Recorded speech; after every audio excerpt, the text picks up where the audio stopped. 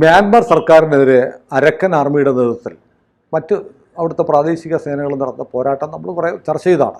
അപ്പോൾ അരക്കൻ ആർമി എവിടെ പോയി, എന്താ സംഭവിക്കുന്നത്, മ്യാൻമറിൽ സർക്കാർ ഇപ്പോൾ വീഴും എന്ന് പറഞ്ഞിട്ട് ഇതുവരെ വീണില്ലല്ലോ എന്നൊക്കെ പറഞ്ഞിട്ട് ചില ആളുകളൊക്കെ ചോദിക്കുന്നുണ്ടായിരുന്നു. പക്ഷേ എല്ലാവരും മ്യാൻമർ അങ്ങ് വിട്ടു, അരക്കനെയും വിട്ടു. പക്ഷെ അരക്കൻ ആർമി അവിടെ പോരാട്ടം തുടരുന്നുണ്ട്. മ്യാൻമറിലെ ജുണ്ട സർക്കാർ അല്ലേ, ജുണ്ട സർക്കാർ, മിലിറ്ററി ജുണ്ട സർക്കാർ വല്ലാത്തൊരു സന്നിഗ്ധാവസ്ഥയിലാണ്. ഭൂകമ്പമൊക്കെ ഉണ്ടായതിന് ശേഷവും വലിയ ഭൂകമ്പം ഉണ്ടായി ഇന്ത്യ അടക്കമുള്ള രാജ്യങ്ങളിൽ സഹായം ചെയ്തുകൊണ്ടിരിക്കുകയാണ്. 7.7 മറ്റായിരുന്നു റിക്ടർ സ്കെയിലിൽ രേഖപ്പെടുത്തിയ സമീപകാലത്തുണ്ടായ ഏറ്റവും വലിയ ഭൂകമ്പം. വല്ലാതെ തകർന്നൊഴിച്ചിരിക്കുക. ഈ തകർന്ന് കിടക്കുമ്പോഴും ഈ ജുണ്ട ആർമി വിമത സേനകൾ ഉള്ള സ്ഥലത്ത് ബോംബാക്രമണം നടത്തിയിരുന്നു. ഇപ്പോൾ കേൾക്കുന്നത് അമേരിക്ക തന്നെ മ്യാൻമർ സർക്കാരിനെ, അവിടുത്തെ പട്ടാള ഭരണത്തെ പുറത്താക്കാനുള്ളൊരു പദ്ധതി തയ്യാറാക്കിയിരിക്കുന്നു എന്നാണ്. ഫലത്തിൽ അരക്കൻ ആർമിയെ സഹായിക്കാൻ അമേരിക്ക വരുന്നു. അതെ, അമേരിക്ക വരുന്നു, സത്യമാണ്.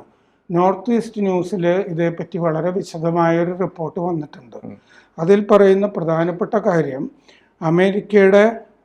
അമേരിക്കൻ ആർമിയുടെ Pacific deputy commanding general lieutenant general Joel J B. Vowell ധാക്കയിൽ ജനറൽ വാക്കർ ഉസ്മാൻ പട്ടാള മേധാവി. വാക്കർ ഉസ്മാൻ ബംഗ്ലാദേശിന്റെ പട്ടാള മേധാവിയാണ്. ഷേഖ് ഹസീനയുടെ ബന്ധുവാണ്. ഷേഖ് ഹസീനയെ അവിടുന്ന് രക്ഷപ്പെടുത്തി കൊണ്ടുവന്നത് അദ്ദേഹമാണ്. അത് മാത്രമല്ല, അദ്ദേഹത്തിനെതിരെ മുഹമ്മദ് യൂനിസിന്റെ സർക്കാർ അട്ടിമറി ശ്രമം നടത്തിയിരുന്നു. അതിനെ പരാജയപ്പെടുത്തി. വേണ്ടി വന്നാൽ യൂനിസിനെ അട്ടിമറിച്ച് വാക്കർ ഉസ്മാൻ അട്ടിമറി നടത്താൻ സാധ്യതയുണ്ടെന്നുള്ള വാർത്തകളും ഉണ്ടായിരുന്നു. അപ്പോൾ വാക്കറിന്റെ സൈന്യം എന്ന് പറഞ്ഞാൽ യൂനിസിന്റെ സൈന്യമല്ല. അതെ, അതും കൂടി അതിൻ്റെ അകത്തുണ്ട് പറയണം. അപ്പൊ വാക്കർ ഉസ്മാനെ വന്ന് കണ്ടിട്ടാണ് അമേരിക്ക ഒരു വിശാലമായ പദ്ധതി തയ്യാറാക്കിയിരിക്കുന്നത്.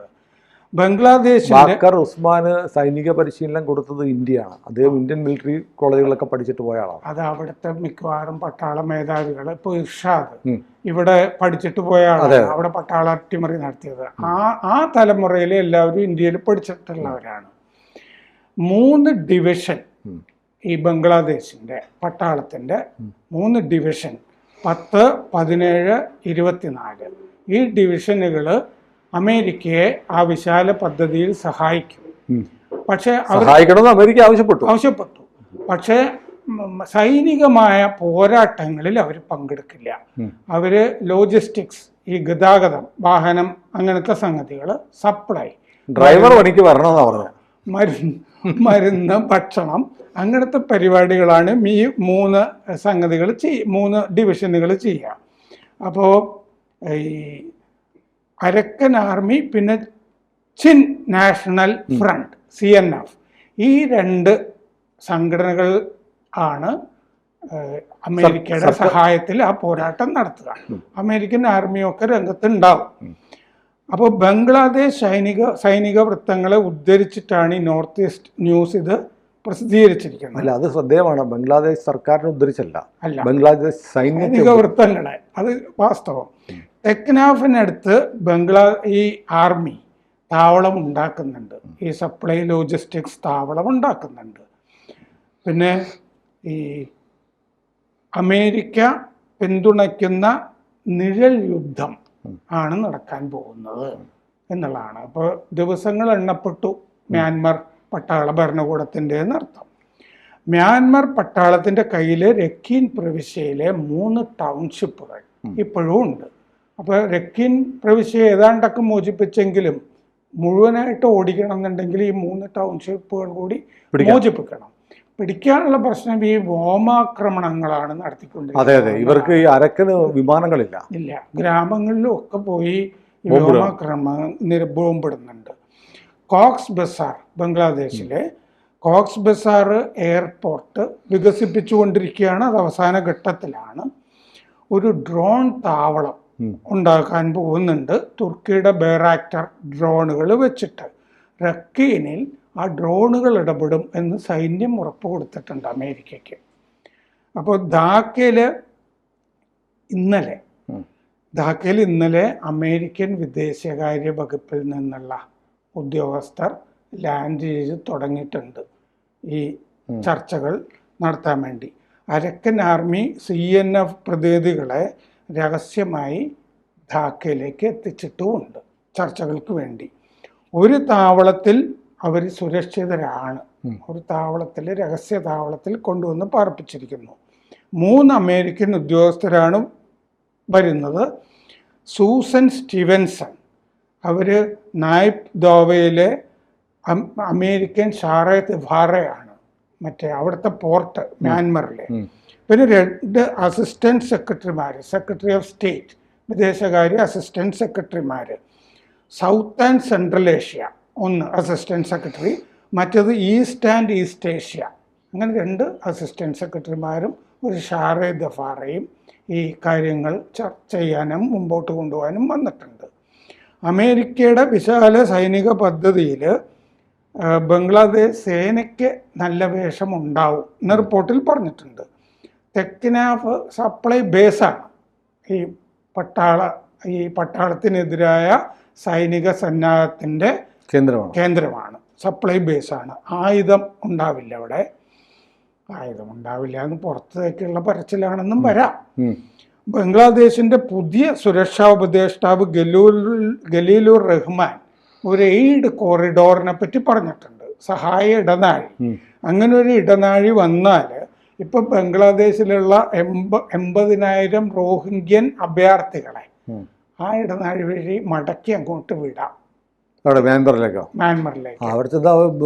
അരക്കൻകാരും അവരെ കശാപ്പ് ചെയ്യും. അല്ല, ഇവിടെ ഇത്രയും പേർക്ക് മറ്റേ ശാപ്പാട് കൊടുക്കണ്ടേ? അതിപ്പോ അമേരിക്കയുടെ ഫണ്ടും ഇല്ല, ഒന്നുമില്ല. അവിടെ ചെന്ന് അവർ തട്ടും. അത് തട്ടുമായിരിക്കും, പക്ഷെ അവിടെ അത് അവരുടെ സ്ഥലം അതാണല്ലോ, അങ്ങോട്ട് പൊക്കോട്ടെ എന്ന് വെച്ചിട്ടാണ്. അപ്പൊ ഇവരെ തിരിച്ചുവിടുന്നത് ഡിവൈഎഫ്ഐ അവിടെ ഏരിയ കമ്മിറ്റി ഒന്നും ഇവരെ തിരിച്ചുവിടാൻ പാടില്ല എന്നൊക്കെ പറഞ്ഞ് സമരം ചെയ്യാൻ. അത് ഇവിടെ ബുദ്ധ്യസോങ് മോങ്ദോ ഈ 2 സ്ഥലങ്ങളിലേക്കാണ് റോഹിംഗ്യകളെ വിടുന്നത്. അവിടെ ഇന്തിഫാദ പരിപാടികളൊന്നും നടക്കില്ല. അരക്കൻ റോഹിംഗ്യ സാൽവേഷൻ ആർമി ARSA അവരെ കൂടി കൂട്ടാൻ നോക്കുന്നുണ്ട്. അവര് അവസാനം ഇതിൽ വന്ന് വീഴാനും സാധ്യതയുണ്ട്. എന്തുകൊണ്ടാന്ന് വെച്ചാൽ ARSAയുടെ മേധാവി അത്താവുള്ളയെ ധാക്കയ്ക്കടുത്ത് നാരായൺഗഞ്ചിൽ കഴിഞ്ഞ മാസം അറസ്റ്റ് ചെയ്തിരുന്നു. അപ്പൊ അറസ്റ്റ് ചെയ്ത് കയ്യിൽ വെച്ചാൽ താൻ ഇതൊക്കെ പട്ടാളം പറഞ്ഞു കഴിഞ്ഞാൽ ചെയ്യണമല്ലോ, തന്നെ മോചിപ്പിക്കണമെന്നുണ്ടെങ്കിൽ താൻ ഇതൊക്കെ ചെയ്യണം എന്ന് പറയും. അപ്പൊ അങ്ങനെ പേടിപ്പിച്ച് നിർത്തിയിരിക്കുകയാണ് ഇപ്പൊ ആ സംഘടനയെ കൂടി. അപ്പൊ 3ാമത്തതും രംഗത്തേക്ക് വരും എന്നുള്ളതാണ്. അപ്പോൾ വാക്കർ ഉസ്സമാൻ ആണ് ബംഗ്ലാദേശിൽ ഇതിനെ നയിക്കുന്നത്. ബാക്കർ ഉസ്മാൻ ബംഗ്ലാദേശിനെ നയിക്കും. അതാണ് ഇതിൽ നിന്ന് നമുക്ക് സിദ്ധിക്കുന്നത് എന്ന് പറയാം. അപ്പോൾ ഈ മൊത്തത്തിൽ ഈ വിശാല പദ്ധതിയിൽ നിന്ന് നമുക്ക് മനസ്സിലാകുന്നത് ഇന്ത്യയും ചൈനയും ശീതസമരത്തിലായതുകൊണ്ട് ഈ ഇന്ത്യ വലിയ തോതിൽ അവിടെ ഇടപെട്ടിട്ടില്ല എന്ന് വേണം കരുതാൻ. എന്ന് പറഞ്ഞാൽ ഇന്ത്യ സൈനിക സന്നാഹത്തിലേക്ക് പോയിട്ടില്ല. ചിലപ്പോൾ ട്രംപിനോടൊക്കെ സംസാരിച്ചിട്ടൊക്കെ ഉണ്ടാകും. അല്ല, ചൈനയുടെ നിലപാടെന്ന് പറഞ്ഞാൽ ചൈന ഇപ്പൊ പതുക്കെ ഇന്ത്യയോട് അടുത്ത് വരികയാണ്. ട്രംപിന്റെ നയങ്ങൾക്കെതിരെ നമുക്ക് ഒന്നിച്ച് നീങ്ങാന്നൊക്കെ പറഞ്ഞ് ചൈനയുടെ സ്റ്റേറ്റ്മെന്റ്സ് വരുന്നുണ്ട്. അങ്ങനെ ഒരു പ്രശ്നം ചൈനയ്ക്കുണ്ട്. കാരണം ചൈനയിലേക്ക് ഒരുപാട് ആളുകൾ ഇപ്പോൾ യാത്ര തന്നെ നടത്തുന്നുണ്ട്. ബ്രിട്ടനിൽ നിന്നുള്ള പ്രതിനിധികൾ നിരന്തരം യാത്രകൾ നടത്തുന്നുണ്ട്. വിദേശകാര്യ സെക്രട്ടറി എല്ലാവരും പോകുന്നുണ്ട്. വിദേശകാര്യ മന്ത്രി, ഇങ്ങനെയുള്ള ചാൻസലർ ഓഫ് എക്സ്ചക്കർ ഒക്കെ യാത്രകൾ നടത്തുന്നുണ്ട്. അപ്പോൾ ചൈനയ്ക്ക് അമേരിക്ക പോയപ്പോൾ വിപണി, ലോക വിപണി ചൈനയ്ക്ക് വേണമല്ലോ അവരുടെ കച്ചവടത്തിനൊക്കെ വേണ്ടി. അപ്പോൾ വേറെ സുഹൃത്തുക്കളെ ചൈന തേടുന്നുണ്ട്. അമേരിക്കയെ സംബന്ധിച്ച് പർച്ചേസിംഗ് കപ്പാസിറ്റി വളരെ കൂടിയ ഒരു വിപണിയാണ് പോയത്. വലിയ ഇന്ത്യയിൽ ആളെണ്ണം കൂടുതലാണെങ്കിലും US-ലുള്ള അത്രയും പ്രതിശീർഷ വരുമാനം നമുക്കില്ല. വലിയ മാർക്കറ്റാണ് നഷ്ടമായത്. 2 വലിയ വിപണികളായിരുന്നു അമേരിക്കയും വിയറ്റ്നാമും. അത് രണ്ടുമാണ്. കാരണം വിയറ്റ്നാം, കംബോഡിയ, തായ്ലൻഡ് ഇങ്ങനത്തെ രാജ്യങ്ങളൊക്കെ മറ്റേതിൻ്റെ ഉപഗ്രഹ രാജ്യങ്ങളാണ് ചൈനയുടെ. അപ്പൊ സത്യത്തിൽ ഈ ചൈനയ്ക്ക് 245% താരിഫ് ചുമത്തിയിട്ടുണ്ടെന്നാണ് റിപ്പോർട്ടുകളിലൊക്കെ കാണുന്നത്. അപ്പോൾ ചൈന എന്ത് ചെയ്യുന്നു വെച്ച് കഴിഞ്ഞാൽ ചൈനയുടെ ഉൽപ്പന്നങ്ങൾ വേറെ രാജ്യങ്ങളിൽ കൊണ്ടുപോയി ഇറക്കിയിട്ട് അവരങ്ങ് വിറ്റോളാൻ പറയും അമേരിക്കയ്ക്ക്. അതിപ്പോൾ ഇന്ത്യ ഇപ്പോൾ അത് ഭയപ്പെടുന്നുണ്ട്. കാരണം സാധനങ്ങൾ ഇവിടെ കൊണ്ടുവന്നിട്ട് ഇവിടുന്ന് റീബ്രാൻഡ് ചെയ്ത് പോകാനുള്ള സാധ്യത ഉണ്ടാവും അത് അങ്ങനെ സംഭവിച്ചാൽ ഇന്ത്യയും അമേരിക്കയും തമ്മിലുള്ള ബന്ധം വഷളാവും. അതൊന്നും അനുവദിക്കത്തില്ല എന്ന് നമ്മുടെ വകുപ്പ് പറഞ്ഞിട്ടുണ്ട്. അങ്ങനെ ഈ മറ്റേ ലേബൽ മാറ്റിയിട്ടാണ് വിയറ്റ്നാമിൽ നിന്ന് ഈ ചൈനീസ് ഉൽപ്പന്നങ്ങൾ അമേരിക്കക്ക് അയച്ചുകൊണ്ടിരുന്നത്. അങ്ങനെയാണ് വിയറ്റ്നാമും വലിയ വിപണിയായത്. ചീപ്പാണ് എന്ന് തോന്നുമല്ലോ, ഉൽപ്പന്നങ്ങൾ ചീപ്പാണ് എന്ന് തോന്നുന്നതുകൊണ്ടാണ് അങ്ങനെ. അപ്പോൾ അതുകൊണ്ട് പക്ഷെ വിയറ്റ്നാമിൽ ഈ പറഞ്ഞ പോലെ സാധനങ്ങൾക്ക് വിലക്കുറവൊന്നുമില്ല സാർ. ഞാൻ വിയറ്റ്നാമിൽ ഈ അടുത്തിടെ പോയില്ലേ, എല്ലാത്തിനും തന്നെ ഡോളറിലാണ് സെയിൽ മുഴുവൻ. വിയറ്റ്നാം കറൻസി ആർക്കും വേണ്ട, ഡോളറാണ് എല്ലായിടത്തും വേണ്ടത്. അത്യാവശ്യം നല്ല വില എല്ലാത്തുണ്ട്. ഞാൻ ഈ ക്രോക്സ് എന്ന് പറഞ്ഞ വളരെ പ്രശസ്തമായ ചെരുപ്പുണ്ടല്ലോ, വിയറ്റ്നാമിൽ ഉണ്ടാക്കുന്നതാണ്. ഇപ്പോൾ നമ്മുടെ സമീപകാലത്ത് വന്ന ഏറ്റവും നല്ല മുന്തിയ റബ്ബർ ഉണ്ടാക്കുന്ന കുറേ ക്രോക്സിൻ്റെ ഫാക്ടറി ഔട്ട്ലെറ്റിൽ പോയി. ഏതാണ്ട് ഇന്ത്യയിലെ വില തന്നെയാണ് അവിടെ.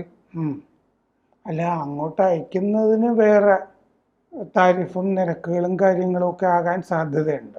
അല്ല, നമ്മൾ ഇവർ ഉണ്ടാക്കുന്നിടത്ത് പോയാലും ഇന്ത്യയിൽ കിട്ടുന്ന അതേ വിലയാണെങ്കിൽ അതുകൊണ്ട് ഗുണമില്ല. ധാരാളം എന്തായാലും ഈ ചൈന അത് അവിടെ ഉണ്ടാക്കുന്നു എന്നല്ലേ പറഞ്ഞത്. ചൈനയിൽ ഉണ്ടാക്കി വിയറ്റ്നാമിനേക്ക് കൊടുത്തിട്ട് ലേബൽ മാറ്റി അയക്കുന്ന സംവിധാനത്തിനെ പറ്റിയാണ് ഈ. അതുകൊണ്ടാണ് വിയറ്റ്നാമിനെ ശിക്ഷിച്ചിരിക്കുന്നത്. ട്രംപ് പറഞ്ഞല്ലോ, ലേബൽ ഉണ്ടാക്കി അയക്കുന്ന രാജ്യമാണ് വിയറ്റ്നാം. ലേബലേ ഉണ്ടാക്കുന്നുള്ളൂ, ഒട്ടിക്കലും ഉണ്ട് ആ പരിപാടി. അതിലൂടെ പറ്റിക്കലാണ്, ലേബൽ ഉണ്ടാക്കി ഒട്ടിച്ച് പറ്റിക്കലാണ് ഇവരുടെ പണി. ഇന്ന് ട്രംപ് പറഞ്ഞിരുന്നു ആ സമയത്ത് ചുമത്തുമ്പോൾ. അതുകൊണ്ടാണ് ഇന്ത്യക്കാൾ കൂടുതൽ അവർക്കൊക്കെ ചുമത്തിയിരിക്കുന്നത്. 34-46 വിയറ്റ്നാമിന് അതിഭീകരമായ സംഭവങ്ങളാണ് ചെയ്തിരിക്കുന്നത്. അപ്പൊ എനിക്ക് തോന്നുന്നത് ഇന്ത്യയുടെ ഒരു നീക്കം, അങ്ങോട്ടുള്ള സേനാ സഹായം അരക്കൻ, അത് മാറ്റിവെച്ചിട്ടുണ്ട്. ചൈനയുമായി ഒരു തർക്കം വരും അവിടെ. കാരണം നമ്മുടെ പദ്ധതികളുണ്ട് അവിടെ, ചൈനയുടെ പദ്ധതികളും. കൂടുതൽ വാർത്തകളും വിശേഷങ്ങളും നിങ്ങളിലേക്ക് എത്താൻ ABC മലയാളം സബ്സ്ക്രൈബ് ചെയ്യുക, ബെൽബട്ടനും അമർത്തുക.